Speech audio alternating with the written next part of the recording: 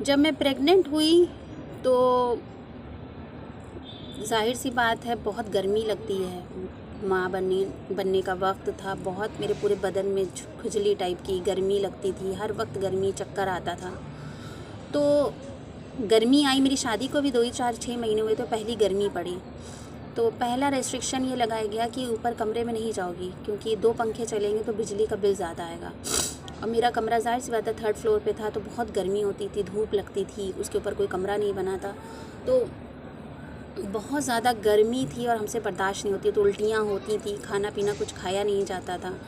तो फिर ये डिसाइड हुआ, मेरे घर से हमको एसी सब कुछ मिला था, तो मेहताब ने साफ़ कह दिया मेरी औकात नहीं है कि एसी तुम्हारे बाप ने दिया मैं एसी लगवाऊँ, तो जो कुछ भी है यहीं सो, मेरे पास एसी लगाने के पैसे नहीं। हालांकि उस वक्त हमारे घर में 2 नंबर की लाइट जलती थी, मतलब चोरी की भी लाइट जलती थी, तो बिल की बात नहीं थी, मगर उसने कह दिया कि इंस्टॉल कराने के एसी के जो भी 2-3 हज़ार रुपये लगेंगे, हमारे पास पैसे नहीं हैं। माँ बाप भी रोज़ रोज़ करते करते थक गए थे, हमें भी अच्छा नहीं लगता था, कभी खाना भेज दो, कभी पानी भेज दो, कभी चाय का बिस्किट भेज दो, ब्रेड भेज दो, आज क्या पका है, भूखे हैं भेज दो। तो कहीं ना कहीं हमको भी शर्म लगने लगी थी कि रोज़ रोज़, और जब हम आए थे तो ये सोच के भी आते कि अब चाहे कुछ हो जाए, गुसर तो करनी। डैडी ने कह दिया था कि जाएगी फिर आएगी, अगर ये गई तो हम रिश्ता ख़त्म कर लेंगे।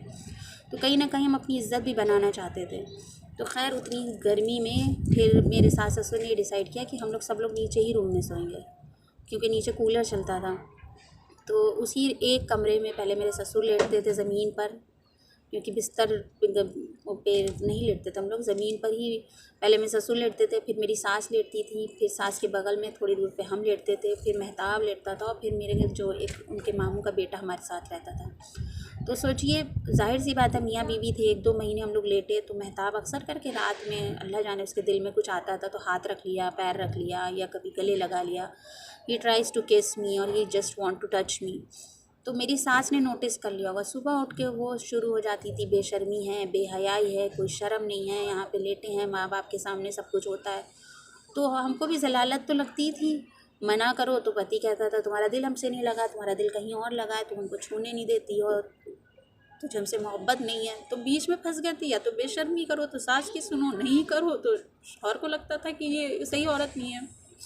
तो हमने कहा कुछ भी हो जाए हम अपने कमरे में ऊपर सोएंगे। बोले गर्मी है, बोले कुछ भी हो हम ऊपर ही सोएंगे, अब हम यहाँ किसी की बातें नहीं सुनेंगे। क्योंकि अक्सर करके होता था रात में मेरे को उठा के बाथरूम ले जाता था, अपना काम कर लेता था, जीने पे लेके अपना काम कर लिया। तो हमने कहा इतनी जलालत से अच्छा है कि हम गर्मी बर्दाश्त कर ले। तो खैर हम ऊपर गर्मी में सोने चले गए। गर्मी बेतहाशा थी, ज़मीन ठंडी रहती थी तो ज़मीन पे लेटते थे तो वो ज़मीन भी गर्माने लगी थी। तो फिर मैंने उसका एक इलाज निकाला। एक टब में पानी लेके लेटते थे और उस टब में एक चादर भिगोते थे और वो चादर को निचोड़ के ओढ़ लेते थे। वही भीगी चादर पूरी रात ओढ़े रहते थे। जब वो सूख जाती थी फिर उसको ज़मीन उस टब में भिगो के निचोड़ते थे और फिर ओढ़ लेते थे। पूरे बदन में खुजली हो गई थी, दाने निकल आए थे, गर्मी के मारे से बर्दाश्त नहीं होती थी।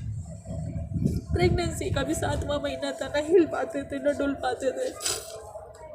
खैर जब घर आए एक दिन तो घर वालों ने देखा पूरे जिस्म में दाने निकले हुए थे। फिर जल्दी जल्दी सब दवा ववा करी गई, फिर डैडी ने पैसे दिए और फिर मेरे घर में एसी लगा। तो देने के बावजूद दहेज उन लोगों ने हमसे एसी लगवाने तक के पैसे ले लिए थे। मतलब कोई जलालत की ऐसी हद नहीं थी जो उन लोगों ने पार ना की हो। और हम इतने कमज़ोर होते जा रहे थे, दिन ब दिन जुल्म सहते सहते जैसे मेरी आदत हो गई थी। हम कोई जुल्म नहीं मिलता था तो हम भागते थे कि अपने ससुराल चले जाए। उस गर्मी में कैसे हम बीते, अल्लाह तौबा बड़ा नहीं बोल रहे, मगर हम अपने घर में थे तो इसी के बिना सोते नहीं है। और वहाँ पे हमने बिना पंखे के भी दिन बिता रहे। इन्वर्टर नहीं चलाने देती थी मेरी सास कि दिन में अगर चला लोगी तो रात के लिए नहीं बचेगा। एक पंखा था हाथ का, अगर उससे झलते थे तो कहती थी मेरे ससुर की निशानी है, वो ख़राब हो जाएगा। हाथ का पंखा मिल गया तो काट लो शादियों का, उससे पंखा चलो, पंखा ख़राब हो जाएगा। कोई भी सामान वो लोग इस्तेमाल नहीं करने देते थे, हर चीज़ को बचा के रखना। फ्रिज नहीं खोलो, मुझे बहुत दहेज मिला था मगर आज तक वो सब अनपैक्ड है, सब कुछ हमको मिला था, रूम हीटर मिला था, बहुत सारी चीज़ें। सर्दी है तो हम अकड़ते रहते थे, वो लोग हीटर नहीं चलाने देते थे, क्योंकि कुछ दिनों बाद वो 2 नंबर की लाइट भी बंद हो गई, फिर वो एसी भी बंद हो गया। मेरी फ्रिज आज तक इंस्टॉल नहीं हुई, मेरा माइक्रोवेव, मेरी मिक्सी, मेरा सब कुछ ऐसे ही कैसे ही रखा है अनटच्ड। और हम रहे भी मुश्किल से 10 साल कहने को शादी के हो गए, मगर 1 डेढ़ 2 महीने से ज़्यादा हम पूरा अगर काउंट करेंगे, सारे दिन काउंट करेंगे, कभी 10 दिन, कभी 12 दिन, कभी आधा 1 महीना, इस तरह से 1 डेढ़ साल ही हम वहाँ रहे होंगे। तो जुल्मों का सिलसिला था जो थमने का नाम नहीं ले रहा था।